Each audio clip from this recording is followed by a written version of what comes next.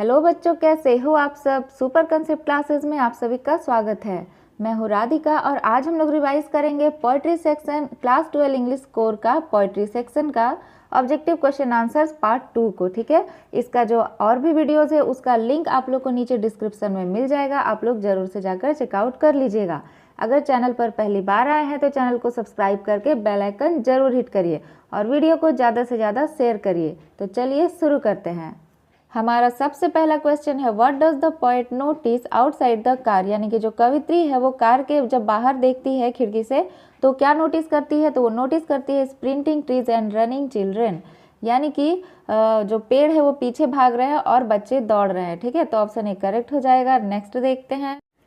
Question 2 है, what is the universality of the theme of the poem, इस poem का theme क्या है। देखिए इसका थीम है डेथ इज अ ट्रूथ, यानी कि जो मृत्यु है ना वो एक सच्चाई है, उससे कोई भी कभी भी भाग नहीं सकता है। तो ऑप्शन ए जो है ये हमारा करेक्ट हो जाएगा। नेक्स्ट देखते हैं। क्वेश्चन 3 है, why does the poet feel square. ठीक है, जो पोएट है वो हमेशा डरती क्यों है, तो इसका आंसर हो जाएगा because of her mother's deteriorating health. ठीक है, तो ऑप्शन डी जो है ये करेक्ट हो जाएगा, क्योंकि उनका जो मदर का जो हेल्थ है वो हमेशा खराब रहता है और उनको पता है कि कभी ना कभी वो उनको खो देगी। ठीक है, तो ऑप्शन डी करेक्ट होगा। नेक्स्ट देखते हैं। क्वेश्चन 4 है, what does the poem revolve around, ये जो पोएम है वो किसके इर्द गिर्द घूमता है। तो देखिए ये किसके इर्द गिर्द घूमता है, पोएट्स फियर्स, यानी कि कवित्री के डर के इर्द गिर्द। Poets love for her mother, उनका जो प्यार है उनकी माँ के लिए उसको दिखाता है, और थीम ऑफ ओल्ड एज, और बुढ़ापे को भी दिखाता है, और कुल मिला के ऑल ऑफ दिस। ठीक है, तो करेक्ट आंसर क्या हो जाएगा, ऑप्शन डी हो जाएगा। चलिए नेक्स्ट देखते हैं। क्वेश्चन 5 है, what was the poets childhood fear, जो कवित्री है ना उनका चाइल्डहुड फियर क्या था, बचपन से ही उनको किस बात से डर लगता था, यही कि एक ना एक दिन वो अपनी माँ को खो देगी। ठीक है, डी जो है ये हमारा करेक्ट हो जाएगा। नेक्स्ट देखते हैं। क्वेश्चन 6 है, the mother's old age and lack of energy is a depiction of. ठीक है, मतलब मदर का जो ओल्ड एज है, ठीक है, और लेक ऑफ एनर्जी है, ये क्या डिपिक्ट करता है। देखिए ये यही डिपिक्ट करता है ना, चाह के भी अपनी माँ को खोने से रोक नहीं सकती है। ठीक है, तो ऑप्शन ए करेक्ट हो जाएगा। नेक्स्ट देखते हैं। क्वेश्चन 7 है, the narrator is only using her smile to, यानी कि जो कवित्री है वो अपने स्माइल को क्यों यूज करती है, तो इसका आंसर हो जाएगा कवर अप हर पेन, अपने पेन को छुपाने के लिए। तो ऑप्शन ए करेक्ट हो जाएगा। नेक्स्ट देखते हैं। क्वेश्चन 8 है, she said to her mother, वो अपनी माँ से क्या कहती है, सी यू सुन अम्मा। ठीक है, तो ऑप्शन डी करेक्ट हो जाएगा। नेक्स्ट देखते हैं। क्वेश्चन 9 है, when the narrator looked at her mother again she felt a pang of her familiar ache, मतलब वो जब अपनी माँ के तरफ मुड़कर देखती है तो फिर से वो जो पेन है वो जाग जाता है। तो ऑप्शन ए करेक्ट हो जाएगा। नेक्स्ट देखते हैं। क्वेश्चन 10 है, the narrator again compared her mother to, अपनी माँ का किससे कंपेयर करती है, तो वो करती है लेट विंटर्स मून से। ठीक है, यानी कि ऑप्शन सी जो है ये हमारा करेक्ट हो जाएगा। चलिए नेक्स्ट देखते हैं। देखिए अब जो हमारा क्वेश्चन 11 है ये हमारा पोएम है an elementary school classroom in a slum. ठीक है, यानी कि क्वेश्चन 11 है, what does the poem describe, ये जो पोएम है ये क्या डिस्क्राइब करता है, तो ये डिस्क्राइब करता है a classroom in a slum area, मतलब किसी भी झोपड़पट्टी में जो स्कूल का क्लासरूम होता है वो कैसा होता है। ठीक है, तो ऑप्शन ए करेक्ट हो जाएगा। नेक्स्ट देखते हैं। क्वेश्चन नंबर 12 है, what does the poet wish for the children of the slums, जो चिल्ड्रेन है जो वहाँ के स्लम एरिया के, उनके लिए वो क्या विश करते हैं पोएट। देखिए वो विश करते हैं, he wishes them to be happy and healthy, he wishes a good change for them, he wants them to enjoy the bounties of nature, और डी हो जाएगा ऑल ऑफ दीज, यानी कि आंसर हो जाएगा ऑल ऑफ दीज। चलिए next देखते हैं। 13 है, what is the meaning of the paper swimming boy with red eyes. ठीक है, द पेपर स्विमिंग बॉय, कागज की तरह पतला लड़का और चूहे की जैसी उसकी आंखें हैं, इसका मीनिंग क्या है, तो ये हो जाएगा weak and malnutrition boy, यानी कि कमजोर और कुपोषित बच्चा। ठीक है, तो ऑप्शन डी हो जाएगा करेक्ट हमारा। नेक्स्ट देखते हैं। Who are sitting at the back of the dim class, उस डीम क्लास में बैक में पीछे कौन बैठा था, तो वो था एक यंग बॉय, यानी कि ऑप्शन डी। चलिए नेक्स्ट देखते हैं। क्वेश्चन 15 है, what does the colour of the classroom walls point out. ठीक है, जो क्लासरूम का जो कलर है ना वो क्या पॉइंट आउट करता है, तो पॉइंट आउट करता है poor condition of the slum, मतलब झुग्गी झोपड़ियों की जो गरीबी है उसका जो कंडीशन है उसको पॉइंट आउट करता है। तो ऑप्शन सी करेक्ट हो जाएगा। नेक्स्ट देखते हैं।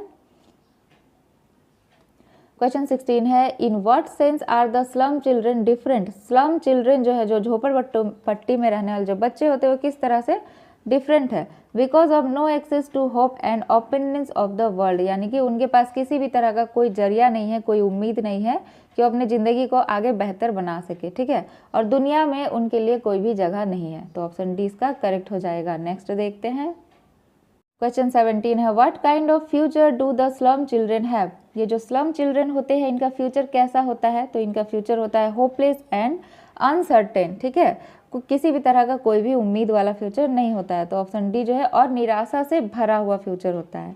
तो ऑप्शन डी करेक्ट हो जाएगा। नेक्स्ट देखते हैं, क्वेश्चन 18 है, what attracts the slum children. Slum childrens को क्या अट्रैक्ट करता है, तो उनको अट्रैक्ट करता है all beautiful things like ship and sun, यानी कि बहुत सारी सुंदर चीज़ें जैसे कि जहाज और सूरज, ठीक है। तो ऑप्शन डी करेक्ट होगा। नेक्स्ट देखते हैं, क्वेश्चन 19 है, what do the governor inspector visitor in the poem depict.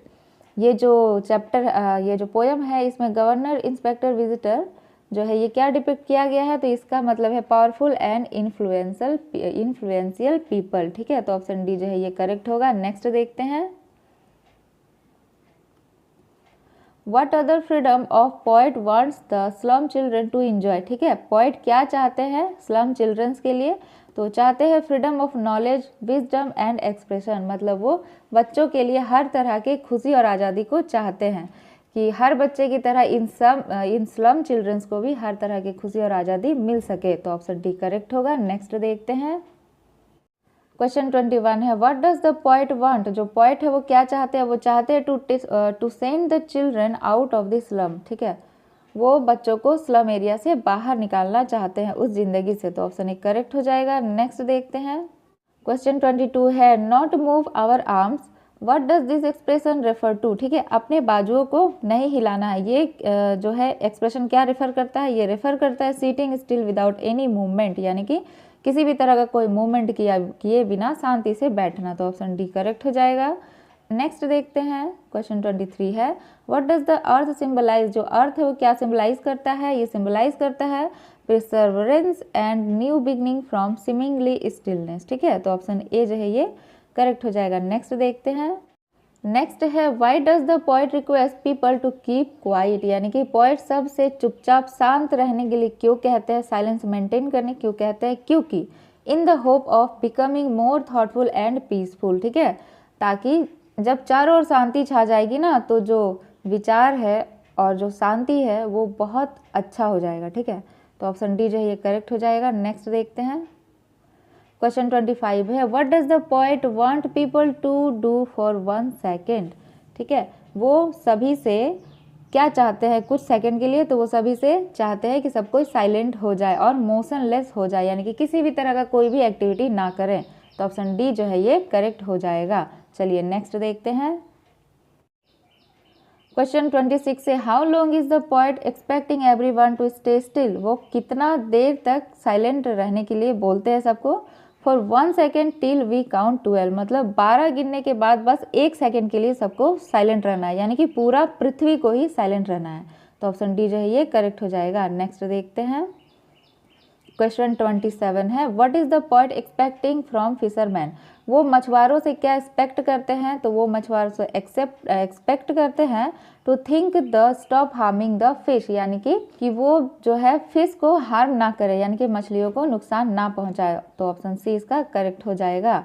Question 28 है, while gathering salt what will happen to the man if he keep silent for a moment, मतलब नमक निकालने वाला जो आदमी है, ठीक है, अगर वो 1 सेकेंड के लिए साइलेंट हो जाएगा तो वो क्या नोटिस करेगा, वो नोटिस करेगा he will think of the harm the salt is doing to his hands, वो नोटिस करेगा कि नमक ने उसके हाथों को कितना ज़्यादा नुकसान पहुंचाया है। तो ऑप्शन डी करेक्ट हो जाएगा। नेक्स्ट देखते हैं, क्वेश्चन 29 है, what does hurt hands refer to, hurt hands जो है वो क्या रेफर करता है, तो ये रेफर करता है growing insensitivity of men to pain, ठीक है। तो ऑप्शन डी करेक्ट हो जाएगा। नेक्स्ट देखते हैं, क्वेश्चन 30 है, what are the different kinds of war mentioned in the poem, ठीक है, कितने तरह का जो वार है, जो युद्ध है उसको बताया गया है पोएम में। वार अगेंस्ट ह्यूमैनिटी, यानी कि ह्यूमैनिटी के खिलाफ युद्ध, वार against nature, war with gases and fire, और आंसर हो जाएगा ऑल दीज, ठीक है, यानी कि ऑप्शन डी। चलिए आगे बढ़ते हैं, क्वेश्चन 31 है what can human being learn from nature. ठीक है, जो ह्यूमन बीइंग्स है उनको नेचर से क्या सीखना चाहिए, उनको नेचर से सीखना चाहिए कि कैसे साइलेंट होके वर्क किया जाता है, यानी कि वर्किंग विथ साइलेंस। तो ऑप्शन डी जो है हमारा करेक्ट हो जाएगा। क्वेश्चन 32 है what does a thing of beauty do for us. किसी भी चीज़ का जो सुंदरता है वो हमारे लिए क्या करता है, तो वो हमको नई उम्मीद देता है, वो हमको खुशी देता है, वो हमारे सारे दुख दर्द को दूर कर देता है। ठीक है, और यहाँ पे बेसिकली किस ब्यूटी का, किस सुंदरता का बात किया जा रहा है, तो वो है प्रकृति। ठीक है, जिसको भगवान जी हमारे लिए इतना ज़्यादा सुंदर बनाए हैं कि उससे ज़्यादा सुंदर दुनिया में और कुछ भी नहीं है। तो ऑप्शन डी जो है ये हमारा करेक्ट हो जाएगा। चलिए नेक्स्ट देखते हैं। क्वेश्चन 33 है what is the endless fountain and what is its effect. ठीक है, इंडलेस फाउंटेन किसको कहा गया है और इसका इफेक्ट क्या है। देखिए, a thing of beauty is endless fountain and it gives happiness. मतलब किसी भी वस्तु का जो सुंदरता होता है ना, उसको यहाँ पे इंडलेस फाउंटेन यानी कि अनंत झरने के समान कहा गया है। ठीक है, जो कि कभी भी खत्म नहीं होता है और ये हमेशा किसी को खुशी देता है, दुख कभी भी नहीं दे सकता है। ये हमेशा जो भी किसी सुंदर वस्तु को देखेगा ना, वो हमेशा उसको खुशी ही देता है। ठीक है, तो ऑप्शन सी करेक्ट हो जाएगा। चलिए नेक्स्ट देखते हैं।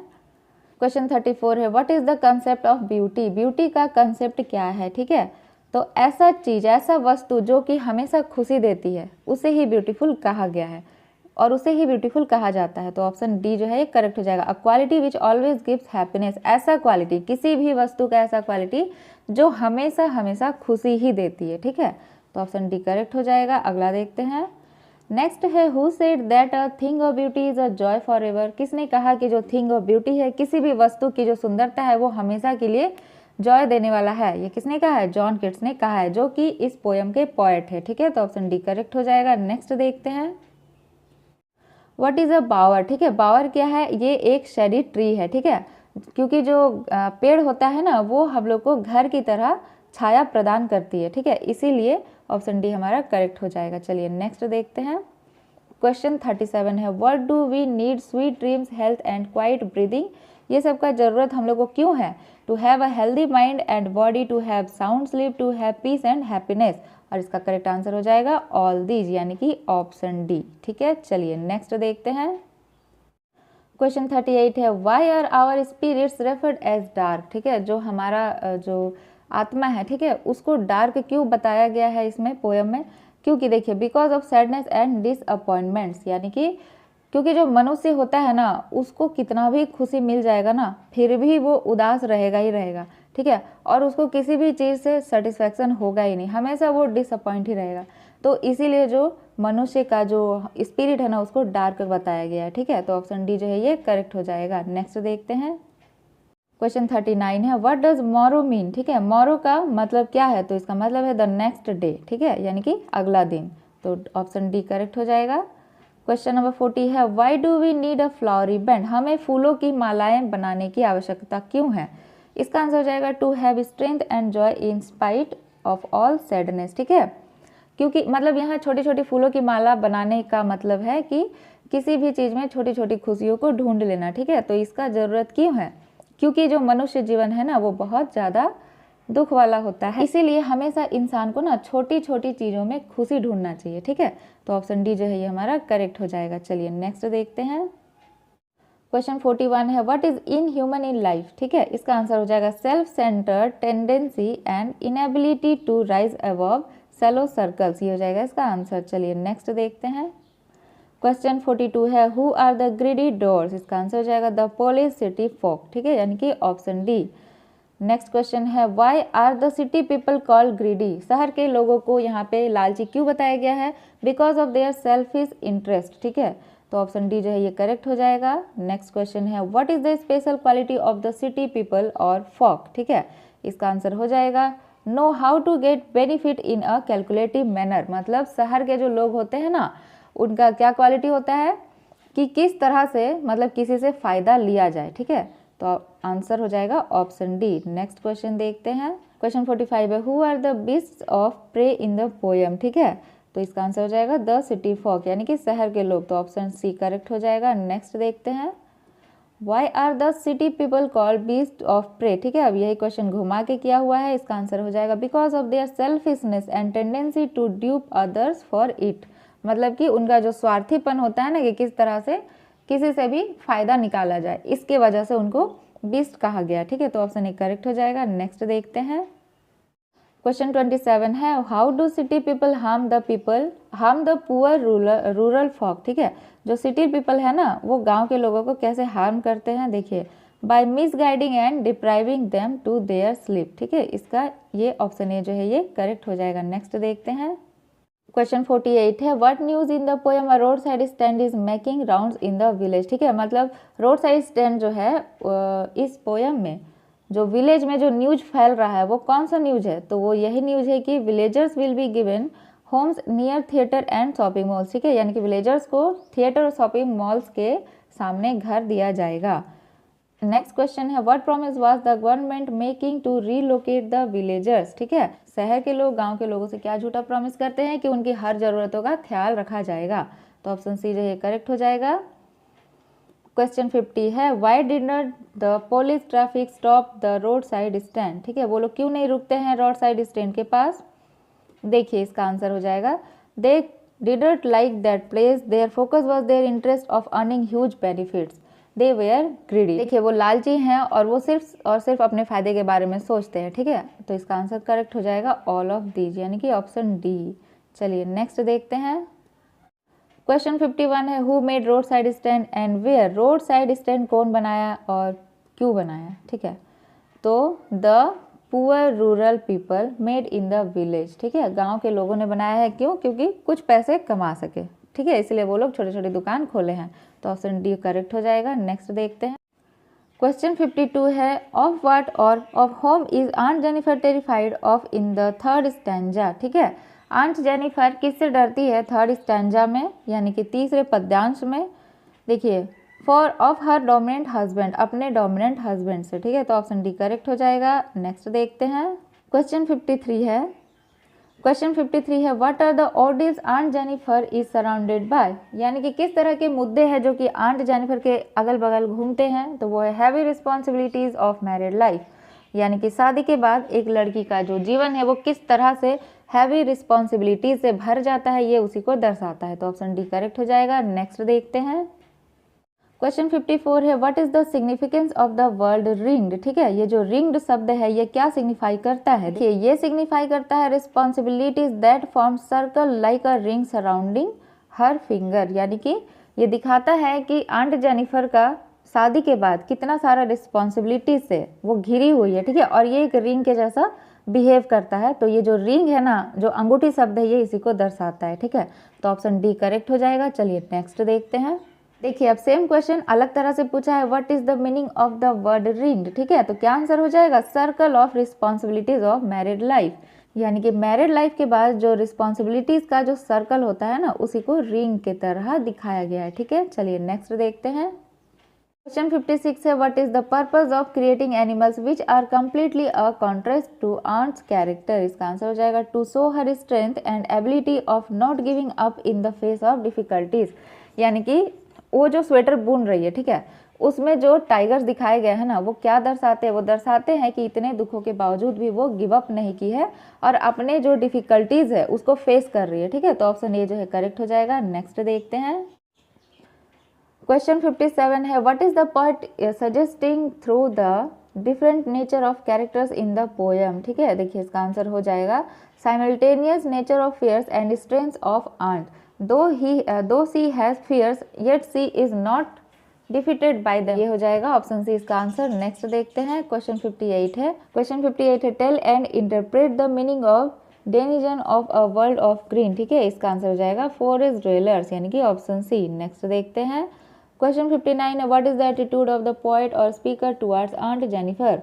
उनका जो एटीट्यूड है वो आंट जेनिफर के लिए कैसा है, तो वो है full of appreciation and sympathy वाला। ठीक है, तो ऑप्शन डी करेक्ट हो जाएगा। अब देखिए क्वेश्चन 60 है does aunt Jennifer need sympathy, क्या आंट जेनिफर सिंपैथी जो है उसको डिजर्व करती है, बिल्कुल भी नहीं करती है। आंट जेनिफर अपने लिए किसी भी तरह की कोई भी दया डिजर्व नहीं करती है, वो डिजर्व करती है सिर्फ और सिर्फ अप्रिशिएशन को। ठीक है, तो ऑप्शन सी जो है ये करेक्ट हो जाएगा। नेक्स्ट देखते हैं क्वेश्चन 61 है what is the wedding band. ठीक है, वेडिंग बैंड जो यहाँ पे बताया गया है ना ये क्या दर्शाता है, ये दर्शाता है marriage between uncle and aunt, ठीक है, यानी कि अंकल और आंटी का मैरिज हो गया, ये उसी को दर्शाता है। ऑप्शन सी करेक्ट हो जाएगा। नेक्स्ट देखते हैं, क्वेश्चन नंबर 62 है, what did marriage bring for Jennifer, ठीक है, जो मैरिज है वो जेनिफर आंटी के लिए क्या लेकर आया। वो उनके लिए कुछ लेकर तो नहीं आया, लेकिन हाँ शादी के बाद उनसे उनका आज़ादी जो है वो हमेशा के लिए छीन गया, ठीक है। इसीलिए लड़कियों आप लोग अच्छा से पढ़ाई कीजिए, अच्छा अच्छा जॉब लीजिए और बहुत सारा पैसा कमाइए। इतना पैसा कमाइए ना कि कभी किसी पे भी डिपेंड ना होना पड़े, क्योंकि हम सभी जानते हैं कि लड़के तो अपने पैरों पे खड़े हो ही जाते हैं, लेकिन लड़कियों का लाइफ में ना बहुत ज़्यादा स्ट्रगल होता है। लड़कियों का जो लाइफ होता है ना वो लड़कों के मुकाबले बहुत ज़्यादा स्ट्रगल से भरा हुआ होता है। इसीलिए आप लोग इतना पढ़ाई कीजिए, इतना पढ़ाई कीजिए और इतना पैसा कमाइए और इतना अच्छा इंसान बनिए ना कि किसी पे भी आपको कभी भी डिपेंड ना होना पड़े। और जब अपने पैरों पे आप लोग स्टेबल हो जाइए उसके बाद ही मैरिज करिए, उसके बाद ही शादी करिए, ठीक है, ताकि कोई भी आपकी आज़ादी को आपसे कभी भी छीन ना सके। तो ये इसी के साथ जो हमारा ये सेक्शन है ये कंप्लीट होता है। हम लोग जल्दी मिलेंगे नेक्स्ट वीडियो में। जय हिंद।